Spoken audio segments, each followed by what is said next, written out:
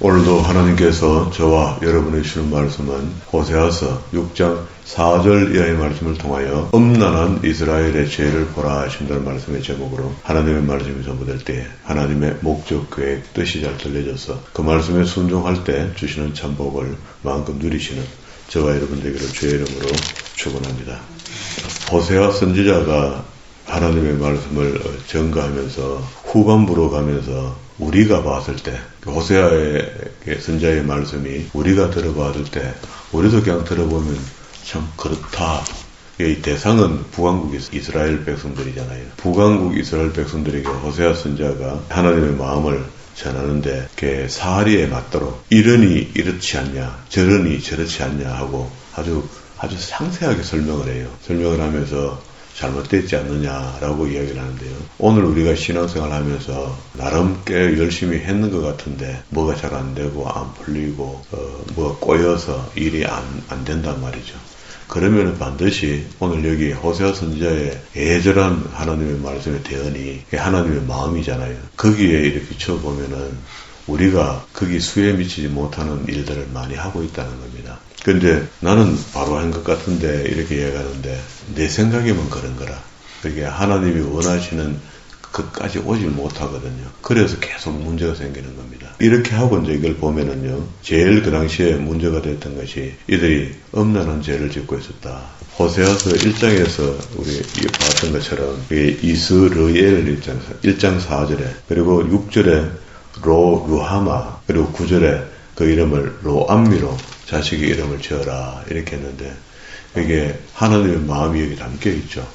감정이 여기 담겨 있거든요. 그래서 우상 숭배하고 음행을 저지르는 너희들을 내가 가만히 두지 않겠다 하는 그런 이야기를 이제 노골적으로 이제 6장에 와서 음란한 이스라엘의 죄를 낱낱이 설명하는데요. 이 이스라엘의 죄라 생각하지 말고 오늘 이 말씀을 우리가 접할 때 우리도 그렇게 살았겠구나, 우리도 그런 실수를 했겠구나 하는 이런 마음이 동질감이 있으면은 오늘 하나님께서 주시는 회개를 촉구하고 회개하면 내가 너를 회복시켜 주겠다 하는 그 회복이 우리에게도 안 임하겠습니까?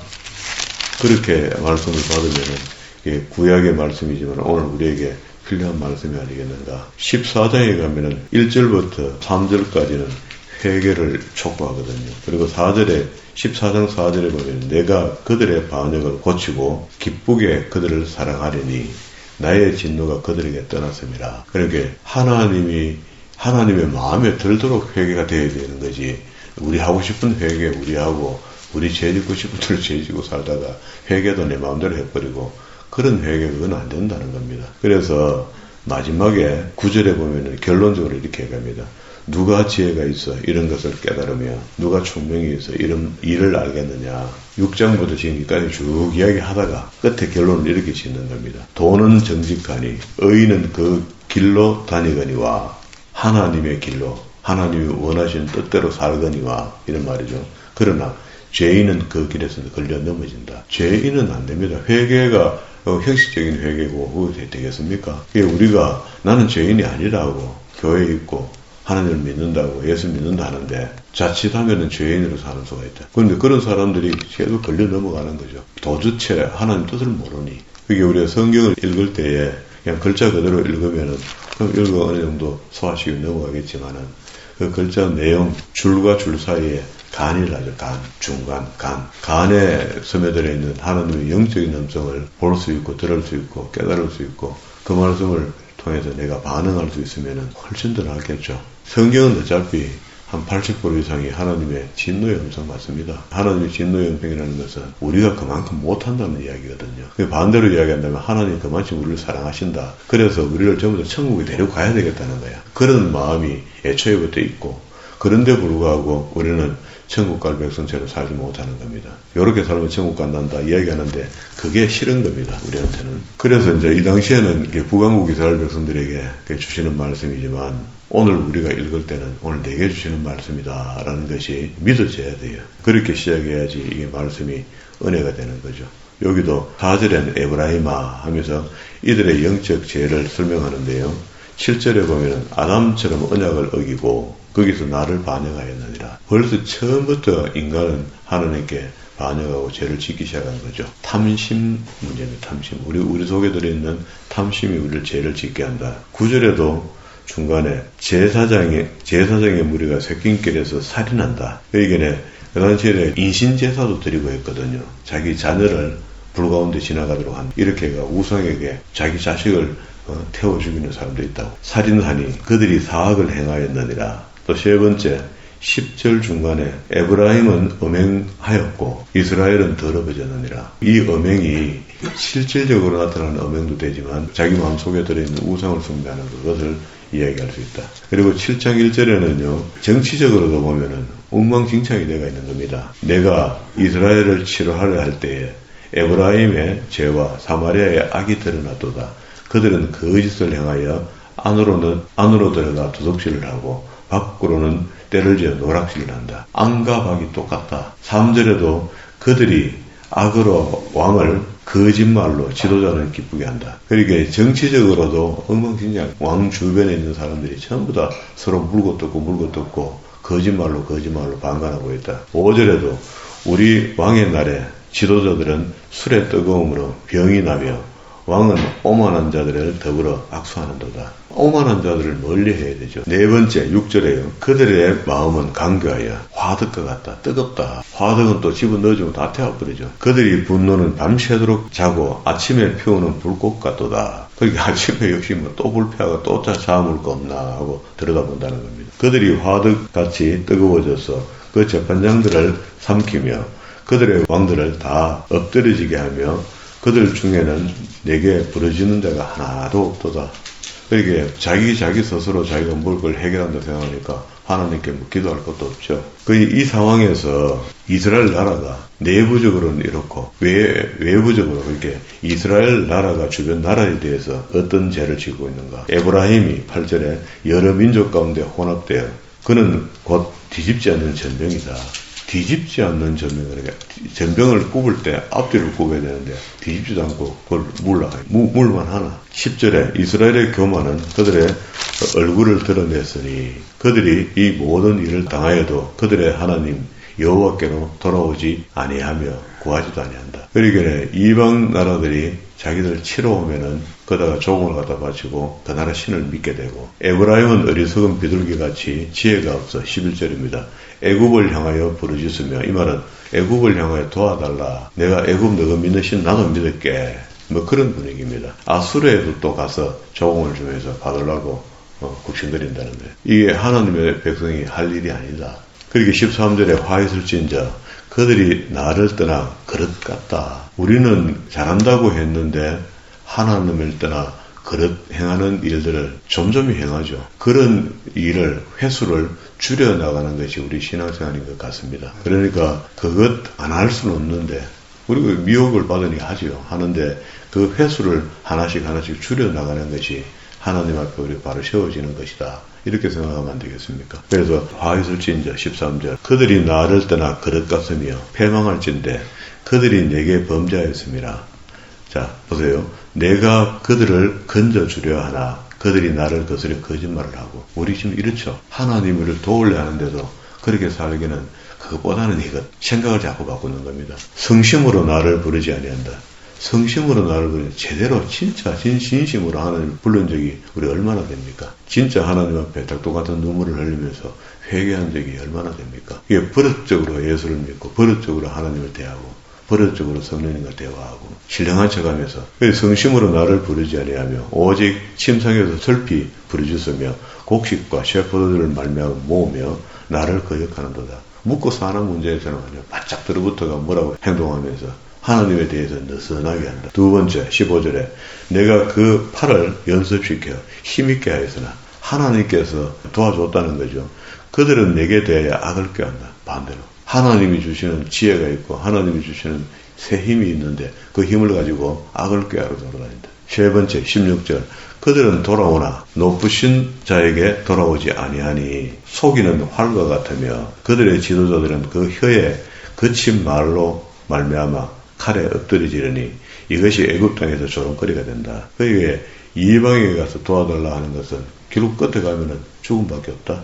그러면 이제 이런 것들은 이제 삶 속에서 구체적으로 하나님의 말씀대로 시키는 대로 못 살아서 이런 불의한 일을 당하고 살고 있고, 호세아가 이야기를 합니다. 너 그렇게 살아는 그 결과가 그런 거 아이가. 그러면은 이제 진짜로 종교적으로 제대로 이야기합니다. 우리에게 하는 말이에요. 지금도 우리가 성경을 바르게 배우지도 못하고 실천도 제대로 안 되고, 배우지도 못해서 실천 못하는 거죠. 이게 이 이스라엘이 그 당시에 그 율법을 중심으로 종교도시에서 살고 있던 사람들이 하나님의 율법을 우습게 생각했다는, 나팔을 내 입에 댈지어다 원수가 독수리처럼 여호와의 집을 덮치려니 이는 그들이 내 언약을 어기며 내 율법을 범했기 때문에 그렇다. 원인이 여기 있다는 거예요. 왜 내게 불의한 일들이 자꾸 오느냐, 밀려오느냐. 불의한 일들이, 안 좋은 일들이, 우리가 살다가 재치기다, 재치기. 이런 일들이 왜 내한테 자꾸 오냐. 편히 든든히 써갈 수 있는데 왜 오냐 말이야. 그게 내 언약을 어기며 율법을 범했기 때문에 그런 일이 왔는데, 니 참 생각해 봤나? 그런데 율법 우리가 무슨 상관이 있습니까?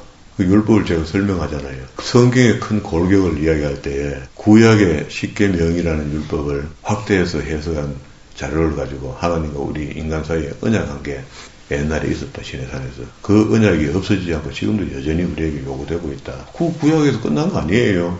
안 끝났다. 그리스도께서 오셔서 산상수훈으로 그걸 재해석하고 있고, 거기에 있는 윤리와 도덕 같은 것들을 그대로 다 지키도록 되어 있다, 신약에서도. 예수 믿는다 하면은 우리의 삶이 그전에는 그렇게 살지 못했지만 이제 믿고 난 후에는 그렇게 살 수 있도록 되어 있는 게 예수 믿는 사람이다. 그게 구원받았기 때문에 우리에게서 행하여 완전함이 나타나야 된다.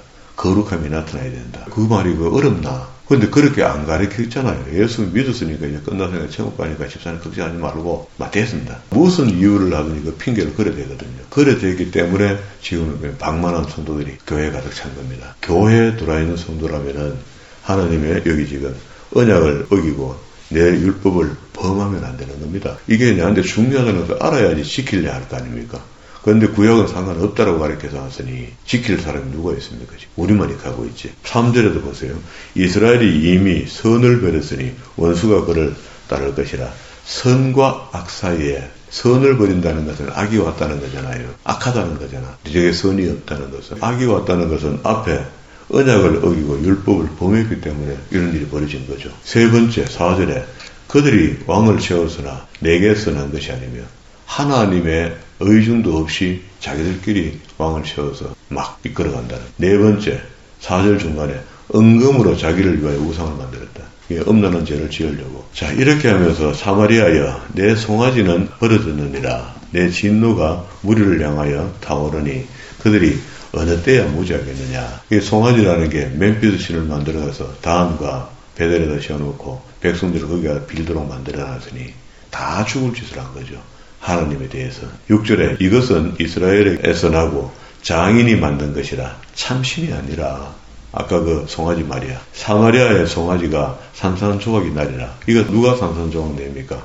아수르가 내려와서 산산조각 내죠. 점령하고 거기 있는 사람들 다 잡아가 버린다는. 그들이 바람을 심고 광풍을 거둘 것이라. 심은 것이 줄기가 없으며 이삭은 열매를 맺지 못할 것이요 혹시 맺을지라도 이방 사람들이 삼키리라. 조금 남아있는 게 있으면 또 이방이 와가 또 다 갖다 먹는다. 이스라엘은 이미 삼켰은즉 이제 여러 나라 가운데 있는 것이 다섯 번째, 절겨 서지 않는 그릇같이 그렇게 취급받는다는 거예요. 우리가 사람이 안 살고 오래된 집에 들어가 보면은 주방에 들어가 봐도 그릇이 사람이 안 맞는데도 때가 묻어갖고 저가 이렇게 선반에 얹혀져 있잖아요. 그런 꼴이 됐다는 거예요, 이스라엘이. 그리고 11절에도 에브라임은 죄를 위하여 제단을 많이 만들더니 제단을 교회를 많이 만들었다 이 말이야. 우리말로 하면. 그게 옳은 게 하나도 없다는 겁니다. 자기들은 거기다 하나님이 있다고 속였거든요. 그 제단이 그에게 범죄하게 하는 것이 되었다. 7번째 12절 중간에 율법을 10,000가지로 기록하였으나 그들은 이상한 것으로 여겼다. 성경을 보면서 이건 틀린다 하면서 이거 아니다 저렇게 해야 된다 하고 저거 맞더라 저거 자기 마음대로 한다는 거예요. 13절에 그들이 내게 고기를 제물로 드리고 먹을지라도 여호와는 그것을 기뻐하지 아니하고 이제 그들의 죄악을 기억하여 그 죄를 벌하리니 그들은 애국으로 다시 가리라. 그러니까 하나님의 책망이 있으면은 거기도 자복하고 회개하는 것이 정상일진데 애굽에 내라네. 애굽에. 그게 하나님의 징계는 누가 옵니까? 이방 나라를 사용하잖아요. 이방 나라가 방망이가 되고 오면은 그게 매를 맞으면서 회개하고 참회하고 이렇게 하면 되는데 거기도 또 그 아수르가 내려오니까 애굽에 좀 도와달라고 내려가는 거라. 14절에 이스라엘은 자기를 지으신 이를 잊어버리고 왕궁을 세웠으며 유다는 견고한 성읍을 많이 쌓았으나 내가 그 성읍에 불을 보내어 그 성읍을 삼키게 했다. 9장 1절에 하나님의 이제 그런 심판이 구체적으로 임하는데요. 이스라엘아 너는 이방 사람처럼 기뻐 뛰어놀지 말라. 내가 음행하여 내 하나님을 떠나고 각 타작마당에서 음행의 값을 좋아하였느니라. 그러니까 이제 포로로 잡혀갈 거 준비해. 타작마당이나 술틀이 그들을 기르지 못할 것이며 새 포도주도 떨어질 것이요. 3절 그들은 여호와의 땅에 거주하지 못하며 에브라임은 애굽으로 다시 가고 아수르에서 더러운 것을 먹을 것이라. 예, 포로로 잡혀갈 것을 나라까지 지명해서 설명을 해줍니다. 지금 이 상태로 계속 가면 끝이 난다. 호세아가 이야기하면 여기서 그 지난번 니느웨 봤잖아요. 요나가 니느웨에 하나님의 말씀을 전가하니까 뒤집어지는 건 봤습니까? 그게 회개거든요. 하나님을 전혀 모르는 사람이 율법책을 읽어본 적도 없는 사람들이 하나님이라는 전능자가 있는데 40일 있으면 너는 망한다 했다. 왜 그러냐면 죄악이 가득했기 때문에 그렇다. 라고 하니까 회개해버려요. 그랬더니 앞도 뒤도 없이 그 구군이 150년이 연장되는 겁니다. 그게 회개라는 회개. 그리고 여기서는 이제 결국 포로로 잡혀가는 것이 이들에게는 심판이 되는데 애굽 아수르로 잡혀갈 것이다. 6절에 보라 그들이 멸망을 피하여 갈지라도 애굽은 그들을 모으고 노읍은 그들을 장사하리니 그리고 또 그들의 은은 귀한 것이나 찔레가 덮을 것이요 그들의 장막 안에는 가시등불이 펴진다. 이들이 다 잡혀가고 나니까 남은 것들이 전부 다 피폐해진다. 형벌의 날이 이르렀고 보응의 날이 온 것을 이스라엘은 바로 알아라. 선지자가 어리석었고 거짓 선자들의 말을 자꾸 들었으니까 신에 감동한 자가 미쳤나니 이는 내 죄악이 많고 내 원한이 큼이니라. 우리는 지금 이제 목사님들하고 만나고 있잖아요. 성도가 됐다는 것은 목사님의 지도를 받고 있잖아요. 근데 그 속에 가짜가 있을 수가 있다는 겁니다. 이거는 제가 이런 말을 하면은 누구 춤바퀴 같은 소리인데 그래도 바른 말을 해놔야 되죠. 가짜가 많습니다. 지금은 너무 많습니다. 사람 잘생겼다고 진짜가 아니고 말 잘한다고 진짜가 아니고 그분이 성경을 얼마나 바르게 가르치려고 애쓰고 힘쓰고 있는가 그 기준에서 살펴보면 안 되겠습니까? 아무리 성경을 잘 가르쳐도 하는 행동이 딴짓하고 있으면 그것도 또 안 되는 거라. 8절에 에브라임은 나의 하나님과 함께한 파수꾼이며 선지자는 모든 길에 새 잡는 자의 검을 갖고 그러니까 하나님이 주변 나라를 세워서 이스라엘을 벌 주려 하는데 그 나라를 피할 수가 있습니까? 못 피합니다. 다 잡혀갑니다. 9절에 그들은 기브아의 시대와 같이 심히 부패한지라 여호와께서 그 악을 기억하고 그 죄를 벌한다. 그런데 이 벌하는데요, 아버지의 신앙이 엉망진창이면 그 자녀의 신앙도 엉망진창이죠. 그러니까 하나님이 아버지 세대만 벌을 주는 것이 아니고 그 자녀의 세대도 벌이 임하는데 그는 연자제가 되어서 벌을 주는 게 아니고 부모의 신앙이 거듭나지 못한 신앙으로 자녀에게 가르쳤으니까 자녀도 당연히 엉망진창 아닙니까? 나는 신앙이 이 모양이더라도 우리 아들만은 바른 신앙으로 세워서 이런 인생을 살지 않도록 해야 되겠다. 그렇게라도 되면 다행이죠.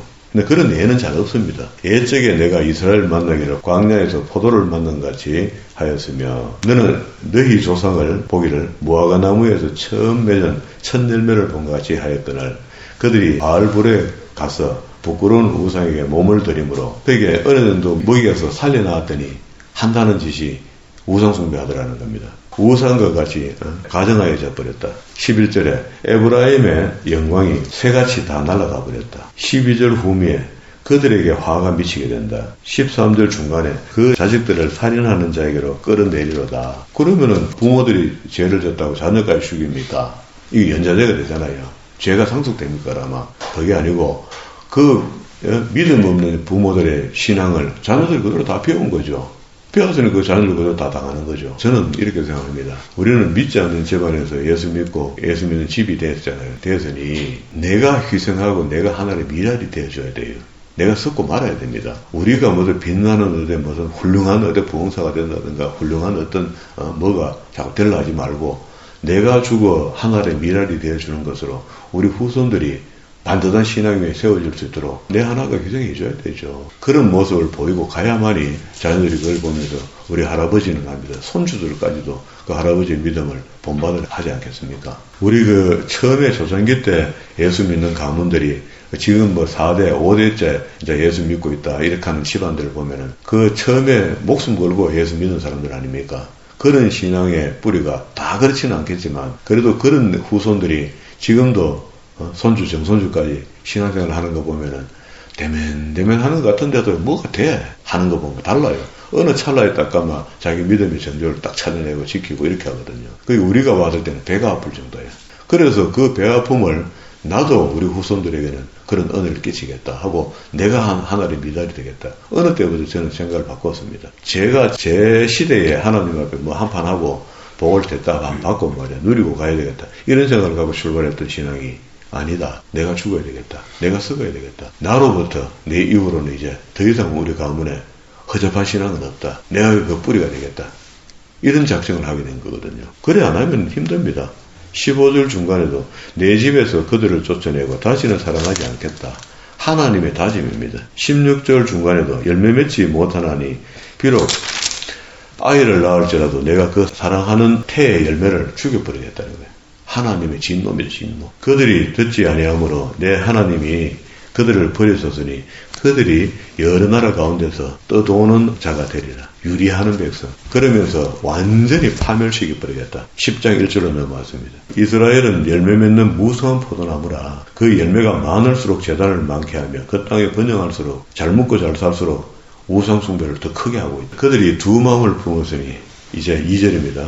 벌 받을 것이라. 하나님이 그 재단을 쳐서 깨뜨리며 주상을 흐리신다. 우리 마음속에 두 마음 먹으면 안 됩니다. 이 마음 저 마음 그건 안 됩니다. 자칫하면은요 내가 잘한다고 하면서 두 마음 먹고 사는 사람 많습니다. 이라면 이라고 저라면 저란다. 이라면 저라고. 그러니까 하나입니다. 하나. 3절에 그들이 이제 이르기를 우리가 여호와를 두려워하지 아니하므로 우리에게 왕이 없거나 왕이 우리를 위하여 무엇을 하리로다. 자꾸 죄가 커지는 거죠. 헛된 말을 내며 거짓 맹세로 언약을 세우고 5절에 사마리아 주민이 배다운 송아지로 말미암아 두려워할 것이라. 그 백성이 슬퍼하며 그것을 기뻐하던 제사장들도 슬퍼하려니 이는 그의 영광이 떠나감이며 6절에 그 송아지는 아수르로 옮겨다가 애물로 야렙 왕에 드리려니 에브라임은 수치를 받을 것이요 이스라엘은 자기들의 계책을 부끄러워할 것이며 그에게는 이방 나라 왕에게 좀 잘 보이려고 선물을 줬는데 그게 효임이 없다 이런 말입니다. 8절에 이스라엘의 죄 곧 아웬의 산당은 파괴되어 가시와 찔레와 그 제단 위에 나게 되고 피폐해진다. 9절에 이스라엘아 너는 기브아의 시대로부터 범죄하였더니 지금까지 죄를 짓는구나. 끝도 없이 엉뚱한 짓만 한다. 10절에 내가 원하는 때에 그들을 징계하려니 그들이 두 가지 죄에 걸릴 때에 만민이 모여서 그를 치리라. 에브라임은 마치 길들인 암소 같아서 곡식 밟기를 좋아하나 내가 그의 아름다운 목에 멍에를 메우고 초지에 고삐 없이 이렇게 돌아다니면서 풀을 떠들면 얼마나 좋습니까? 그런데 하나님께서 고삐를 걸겠다는 거예요. 에브라임 위에 사람을 태우려니 이게 사람을 태우면 얼마나 괴로울까요? 자유롭게 초지에 마음대로 묵고 고삐 없이 풀 떠들먹는 소로 위에다가 사람 태우고 고삐 걸으면 얼마나 힘들까요? 그 이스라엘이 그렇게 힘들어진다는 겁니다. 에브라임 위에 사람을 태우려니 유다가 밭을 갈고 야곱이 흙덩이를 깨뜨리게 된다. 둘 다 똑같이 이렇게 만들겠다. 그러니 제발 회개해라. 너희가 자기를 위하여 공의를 12절에 심고 인애를 거두라. 너희 묵은 땅을 기경해라. 딱딱한 마음을 좀 뒤집어라. 그 십자가의 전기가 필요할 겁니다. 보혈이 필요할 거고요. 지금은 곧 여호와를 찾을 때니 마침내 여호와께서 오사 공의를 비처럼 너희에게 내리라. 그러니까 우리가 액션을 넣을 때 하나님 우리를 돕지. 우리 가만히 있는데 내가 은혜를 줄게. 은혜를 푹 입에 열어주고 그렇지는 없다. 어떤 충격을 받을 때 그 충격에서 반사작용이 하나님께로 나타나는 사람이 있고 에이라 모르겠다는 사람이 있다. 13절 너희는 악을 바꿔라 죄를 거두고 거짓 열매를 먹었나니 이는 내가 내 길과 내 용사의 많음을 의뢰했다. 그게 잘 묵고 잘 살고 부강해져 있으니까 교만해진다. 그런 말입니다. 그러므로 너희 백성 중에 요란함이 일어나 내 산성들이 다 무너지되 살만이 전쟁의 날에 벳아원이 무너뜨린 것 같이 될 것이며 옛날에 전쟁에서 패했던 경험 그걸 설명하면서 그렇게 될 것이며 이렇게 이야기합니다. 15절에 너희가 큰 악으로 말미암아 베델이 이같이 너희에게 행하려니 이스라엘 왕이 새벽에 정령 망하리로다. 지금 저녁에 망할 수 있는데 왜 새벽에 망하노? 푸뜩 망한다 그런 말입니다. 끝까지 못 보겠네요. 다음에 한번 더 봅시다. 지금 그 호세아 선자를 통해서 6장부터 12장까지 전부 다 그때 그 당시에 그 백성들에게만 주고 지나간 이야기로 읽고 넘어가면 우리한테 아무 덕이 없죠. 그 이스라엘 사람들이 그때는 말 타고 다니고 농사지가 먹고 살고 뭐 이렇게 사는 사람들에게 하시는 말씀이지만 우리가 하나님께서 주신 것에 대한 감사함으로 살아갈 수 있는 그런 사람들의 수가 늘어나는 것, 그런 거 이야기하지 않겠습니까? 거룩하게 산다 하는 것은 겸손하게 살고 거룩하게 살고 잠잠히 조용히 하나님의 음성도에 반응하며 사는 삶인데, 그런 삶이 밥 이렇게 소식하는 것처럼 먹고 깨끗한 음식들 좀 찾아가 먹고 하는 그런 거를 이야기하는 것 같지 않습니까? 거룩하다는 것. 그런 어떤 그 정서적인 회복이 우리에게 나타나면 참 좋겠다. 성경을 배우고 하나님의 말씀을 빗거니 하고 하나님의 뜻에 부합된 삶을 산다는 것은 그런 것 같아요. 그래서 음식도 그렇고 행동도 그렇고 우리의 생각도 그렇고 남에게 대하는 태도도 그렇고 이런 것들이 전반에 대해서 우리가 거룩함을 나타낸다. 행위 안전하라. 신약에서는 그렇게 표현했거든요. 그게 맨 거룩하라는 말입니다. 그러니까 구약과 신약을 떠나서 전혀 성경을 볼 수가 없습니다. 그러면 신약에서도 신약대로 사면서 그러면 행위 안전하라 했는데 그 뜻을 보니까 하나님께서 거룩하게 사는 거다 이렇게 돼 있으니 그러면 변명을 어떻게 할까? 지금도 세상 사람들은 방만하게 살아도 믿음 없는 사람 방만하게 사는 걸로 따라갈 수 없지 않습니까? 그래서 나는 좀 겸손하게 살고 성경이 이야기하는 대로 구약의 하나님, 신약의 예수님. 그런데 구약의 하나님, 그 하나님이 신약의 예수님이 하실 때 함께 계셨다는 거 아닙니까? 문제는 성부, 성자, 성령으로. 이 지금 상황이 이런데 우리는 구약의 하나님은 따르게 생각하고 신약의 예수님 따로 생각하고 성령님 따로 생각하고 이렇게 하면 안 된다. 삼위일체다. 그분이 여전히 오늘도 삼위일체로 우리에게 십자가에 죽으셨고 그 부활을 보여주셨고 이제 성령으로 함께 하신다는데 성령과 더불어 성부와 성자와 성령이 함께 하신다는 그게 증거가 되는 거죠. 그래서 이렇게 함께 하시는 분이 우리를 지켜보고 계시니까 그분에게 합당한 삶을 우리가 만들어서 드리려고 하는 그런 내심이 필요하겠다. 그렇게 살면은 틀림없습니다. 하나님 우리에게 복 주고 복 주지 않을 수 없도록 되어 있습니다. 제대로 된 기도하는 사람들은 네가 내 말을 들으면 내가 네 말을